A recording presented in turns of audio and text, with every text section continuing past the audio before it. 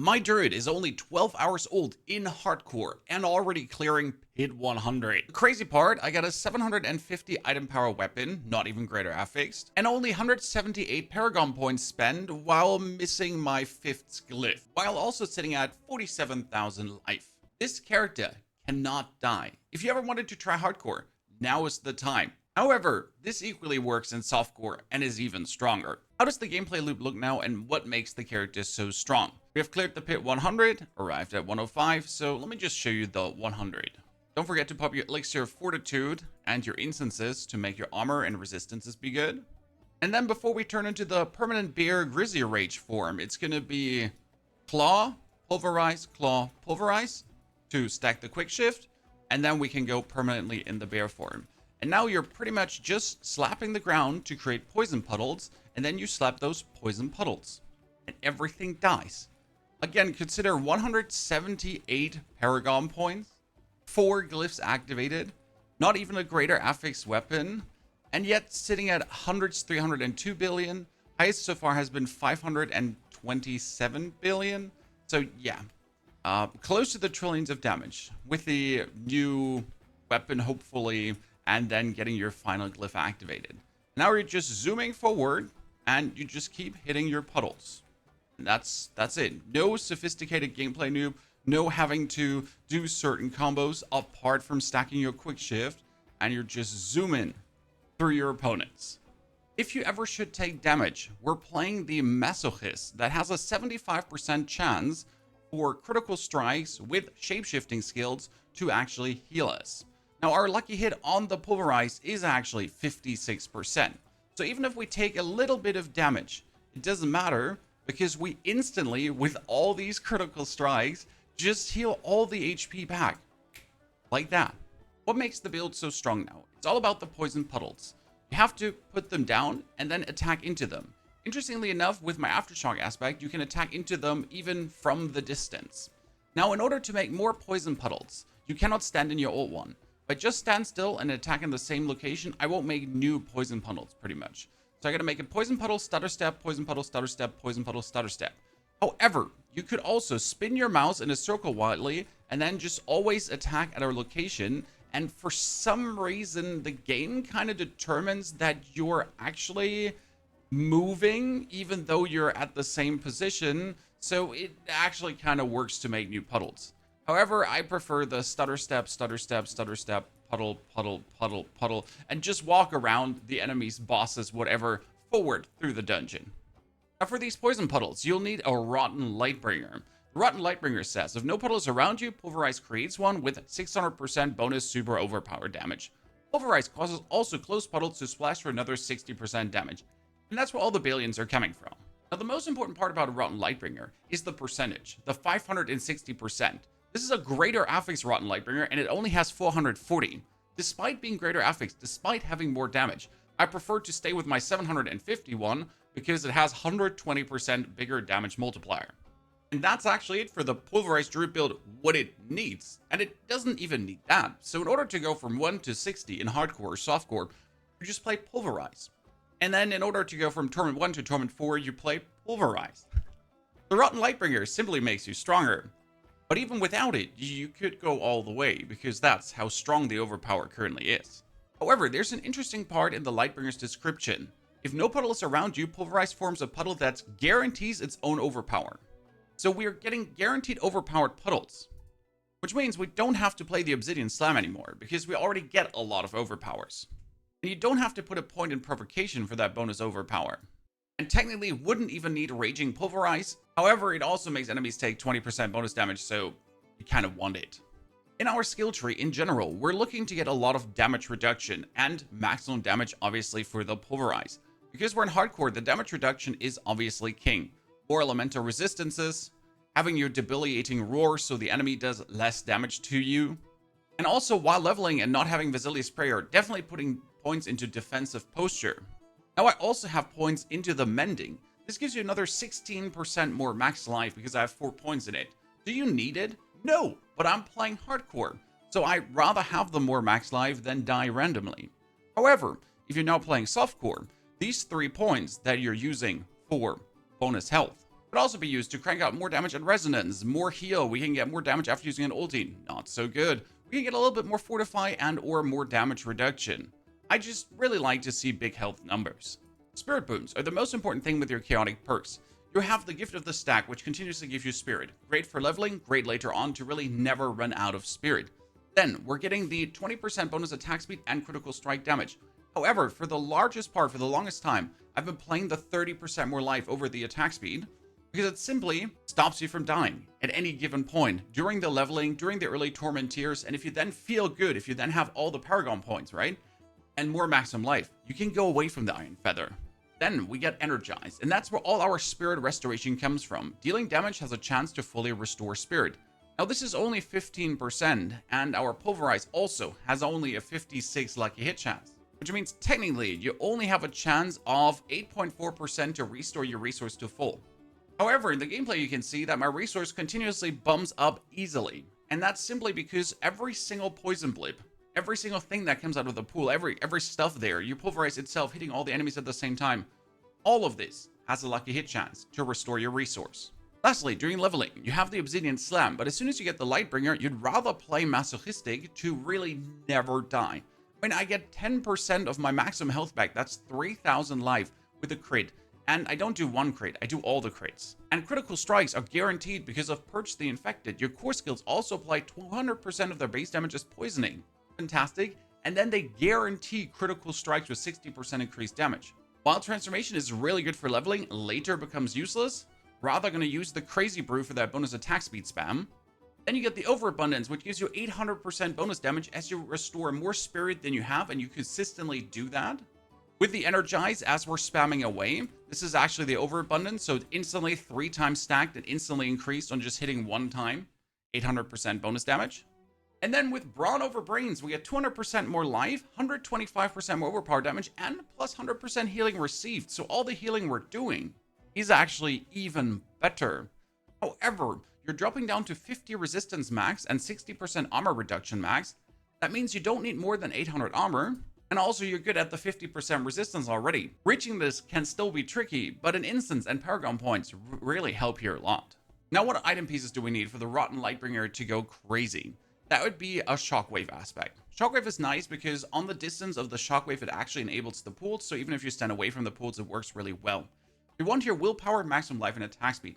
I also tempered lucky hit chance to restore some resource, just to make sure that I always have resource. Same goes for my second ring, which gave me some resistance to elements and vulnerable damage. I prefer that vulnerable damage to actually be willpower or attack speed. And then some Grisly Rage duration. The aspect you're playing here is Rampaging Werebeast. That gives you another 100% bonus critical strike damage. And that's so important. It doesn't even matter the duration on this aspect, you just want it for that 100% increased critical strike. It goes crazy. Then on your amulet, we're running Retaliation. Since we're always fortified, because we're playing Vasili's Prayer, and that has your Earth skills now be Werebear skills and fortify you, and Pulverize is an Earth skill anyway, so we're getting super fortified, we get super damage, Grisly Rage duration, and then movement speed. Because otherwise, Druid will feel slow. With the willpower, maximum life not needed, rather ranks to Envenom. On my pans, I'm currently playing a Fist of Fate, because of the huge lucky hit chance you're getting. And that helps tremendously for the Pulverize. Without the Fists of Fate, I'd be sitting at a 26% chance. Now, it still works. I'm still restoring back my resource. I mean, here, like, I'm spamming away, right? Resource comes back. I might just, in between, have to actually use my Claw / Maul to just hit that random lucky hit to restore it, right? So now here, Claw, and then go back. So you notice it's less efficient. Way less efficient. However, it still works. The Fist of Fate simply makes your life so much easier. Especially since I'm playing a greedy rune combo called Pock Quux. Spending 400% of your resource depletes all your resource to give you more damage, right? And gives you tons more damage. The interesting part about the Pock Quux is that we're spamming it here up, okay? And then you activate it. Here, it's going to be activated. It's going to drain your whole resource, but at the same time, it fills up already a bit. Because the draining of your resource, the getting you empty, right, of your 160 resource, this, boom, now fills it up because we spend a resource, right? We need to spend a resource to fill it up. And as I'm then spamming away, I trigger the Quux tremendously, always. Usually, I would use an Ahu rune with Lucky Hit to trigger it way more often, but I don't have it. Puck is a great alternative, especially since the Purge the Infected also drains 5 spirit.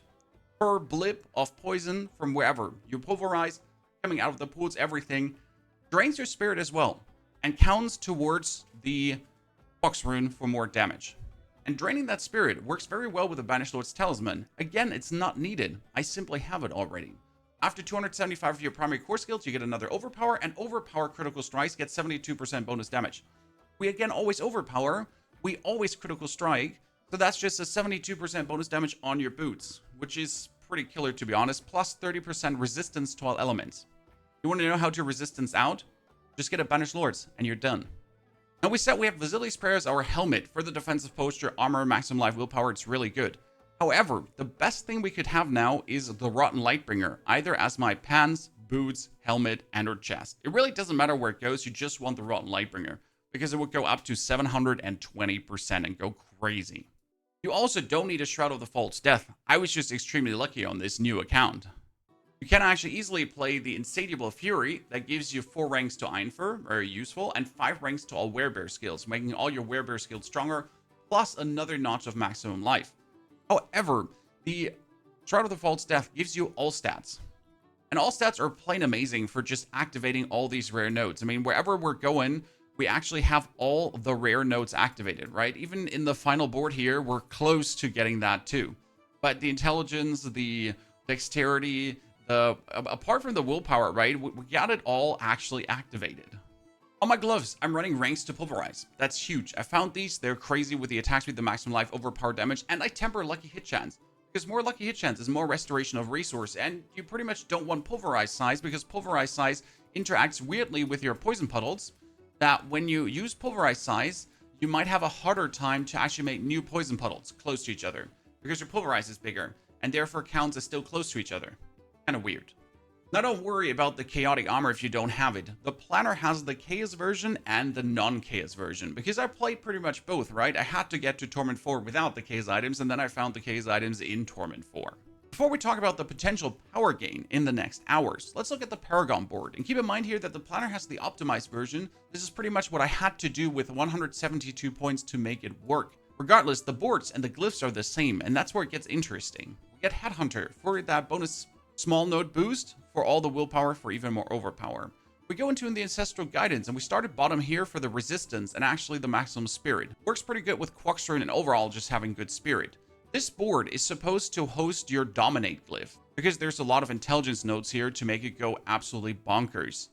Then we're going over into the Earth and Devastation board for that 60% bonus damage. And you don't actually need these nodes up here if your Earth and Sky glyph is high enough. Mine is currently at level 72, and that allows me to not play any of these nodes if I don't have of the spear points, and still stay at the 60% bonus damage, and I can take the damage reduction here. Earth and Sky also gives your nature skills 18% increased damage to crowd control of vulnerable enemies. My enemies are always crowd controlled and or vulnerable, and since I made my Pulverize and Earth skill with the Earth and Horror aspect on my gloves, it counts. Then we got the Heightened Malice board for that 35% bonus damage of poison enemies nearby, and 5% for each additional poison enemies up to 4. That's a ginormous boost in the pit. Together with the Spirit glyph for that multiplying up of your critical strike damage bonus. Then the final board is Survival Instincts, which gives us increased overpower damage and increased damage in werebear form. It works so fantastic, and while at full life I get even more damage, and I'm always at full life because I'm healing myself. Now, I'm currently having the Dominate in here. However, this gives you a huge chunk of maximum life bonus, which is great, and also damage while in werebear form. And that's why we like to play the Keeper glyph, which boosts the rare nodes and says you and your companion skills deal increased non-physical damage. Thing is, we got Pulverize as an Earth skill, nature magic. And all our core skills do bonus poison damage, plus everything that comes out of the Lightbringer is poison damage. So all our super billions of damage overpowers are the poison damage out of the Puddle. Therefore, Keeper works pretty well. Compared to Outmatch, which boosts your physical damage, but then it wouldn't just boost anything coming out of the puddles. What about Killer Power Gain now? We already have one Mythic with Shroud of the False Death, which is amazing. And we're kind of forced to keep playing these gloves because we need the Urzen Horror somewhere. I also have my Fist of Fate as my pants and my Banished Lords as my boots. Now, if I could get my Rotten Lightbringer as my helmet, or frankly spoken as NAPs, even if I have to kick out the Shroud, it doesn't matter. because it goes from 560% to 720%. That's almost a 200% gain of damage to what we're already doing. And the highest I've done was like 500 billion or something plus like that. And if you get the Rotten Lightbringer away from your weapon slot, you can slap in a two-handed hammer that already gives you 130% overpower damage with the overpower damage temper, with the chance for Pulverize to hit twice to then go to 100% together with the Rotten Lightbringer. And most importantly, you could play, for example, the aspect of retaliation on your weapon, which would bring it up to 150% bonus damage. Or we're just adding the Rabid Beer back in. While Grizzly Rage is active, your direct damage is converted into poison damage and you deal 80% more poison damage. That would be 160% more poison damage. Yep, getting that Rotten Lightbringer away would be crazy. And I only have 178 Paragon points, don't even have all the points from Renown. But if I get up to 220, 30, 40, and I can finally flash out the Spirit Glyph fully to give me 400% critical strike damage bonus, I can flash out the Dominate Glyph here to give me a huge overpower damage bonus. I could have some juicy numbers going on here. This is pretty much the start. That's 12 hours in and we're sitting here completely crazy. If you start now on your account with all your Paragon points available, it's going to be unholy. Ladies and gentlemen, what do you think about the Poison Pulverized Puddle Splasher Druid going absolutely bonkers? If you want to follow the hardcore challenge, here's the day 1, which also has linked the day 2 into it. Or if you rather need some more help, I got you covered. Take care.